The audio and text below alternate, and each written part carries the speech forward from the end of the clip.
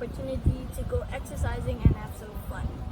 Now, I believe that most of us already know what CTF or capture the flag is. It's very simple. You just go into like 2 teams and then each team gets some flags or balls or cones or something, and then the other team has to try to get their cones, and it just goes over and over again forever, which is sort of boring, isn't it? Especially if you've played it too much. There is something new in town.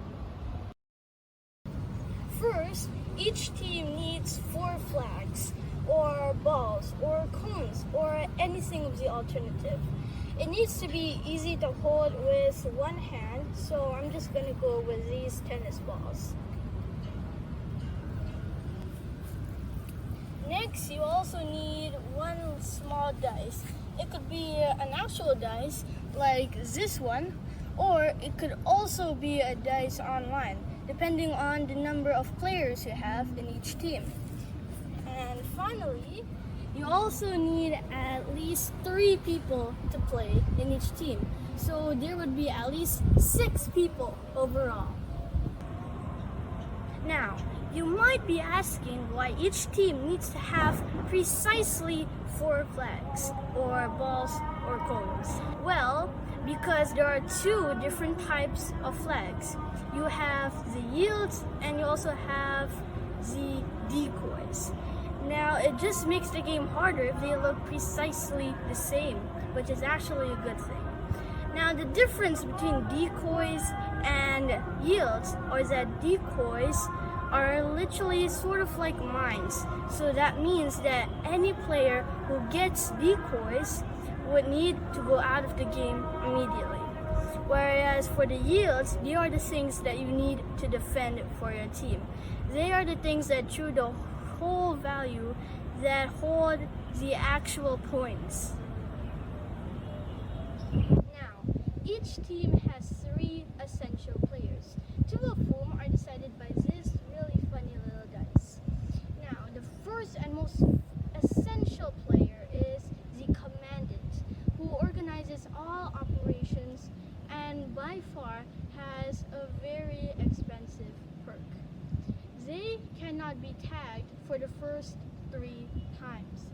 After those 3 times, however, they are able to be tagged, and once they are tagged, they immediately go out. Now, once they go out is the scariest thing of all.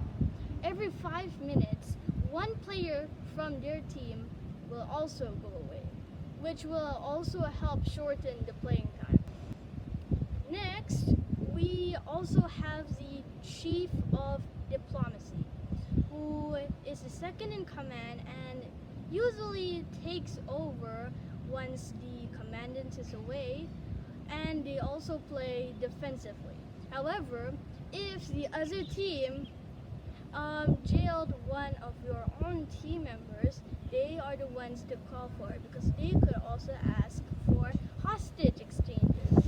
And the final one, and the most fun one in my opinion, is the spy. The spy pretends to work for this team, Team A. However, they in fact can steal cones or balls or flags for Team B. And anyone can be the spy. It could even be the Commandant or the Chief of Diplomacy. They are decided by this dice.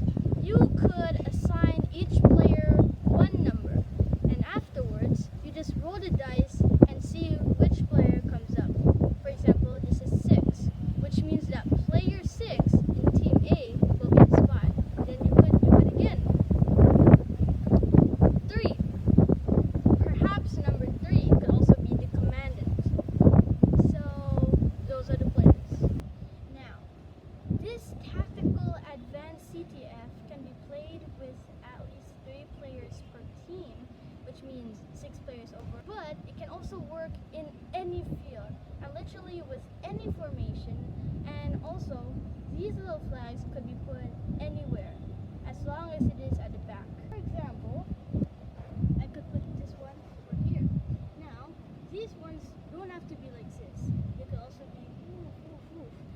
And a good strategy is to put all which means it would be easier to trick the other team. I'm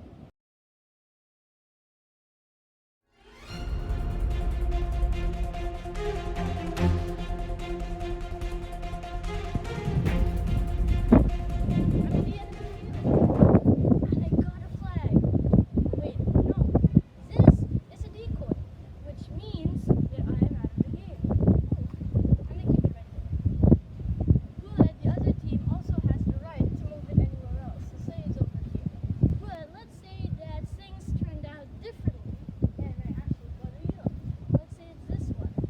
Now that means that I could actually pass it to a friend like that, or I could just keep on running but dodging all the way.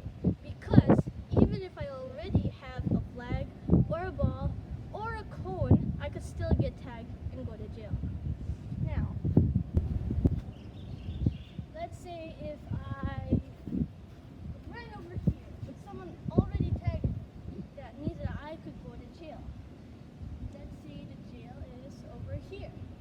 Now, there would probably be guards over here, and I could actually overhear what they're saying, that I could figure out which one's the decoy and which one's the yield. Now let's say that a teammate appears over there and runs towards me. That means that I could just tap their shoulder or any part of their body, and then I'm immediately free. Or I could also wait 5 minutes, but that is absolutely no fun at all. So the ending is very much the same as with normal CTF.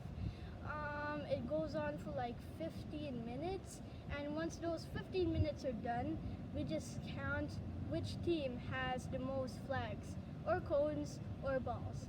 However, play would also end if, say, all of the members but one in single team are already out, which means that the opposite team wins, even if they probably don't have more coins, because that's just how life works.